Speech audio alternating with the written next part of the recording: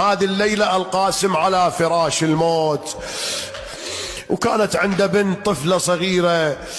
ذاك الشيخ زعيم الحي قال له: بني انت مريض واخاف تموت، هاي زوجتك وبنتك الناس يقولوا لهم انتوا ابوكم ما معروف، يعني هاي فشلة مو صحيحة بحقنا. القاسم استشف من وراء الغيب انه ملاقي ربه، ماكو شيء بعد يحذر منه. قال: يا عم انا الان احدثك عن حسبي ونسبي.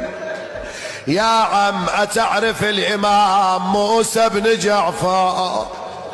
جعل ذلك الشيخ يرتعش وهو يقول: كيف لا أعرف إمامي غريب بغداد باب الحوائج. قال: يا شيخ فأنا القاسم بن الإمام موسى بن جعفر، أين الصارخون وإمامه وسيدا؟ لما سمع ذلك الشيخ رمى عمامته، جعل يحث التراب على رأسه يقول: وخجلتاه من أبيك ومن جدك. قال: يا عم لا عليك لا عليك، أنت معنا، إذا أنا قضيت نحبي غسلني كفني صلي علي وادفني واكتب على قبري: هذا قبر القاسم بن الإمام موسى بن جعفر الذي مات غريبا.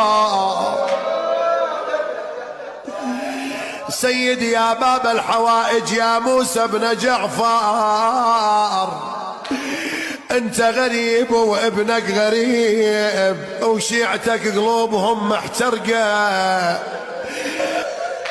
كان من جملة وصية القاسم ابن الإمام موسى بن جعفر، قال: يا عم خذ زوجتي وابنتي إلى المدينة. لما صار أيام الحج أخذ ذلك الرجل زوجة القاسم وابنته إلى المدينة.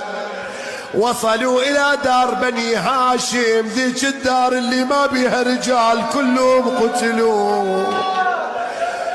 دخلت ابنة القاسم إلى الدار، نظرت إليها أم القاسم قالت: بني اقبلي، أقبلت، أدبري، أدبرت. قالت: والله هذه شمائل ولدي القاسم.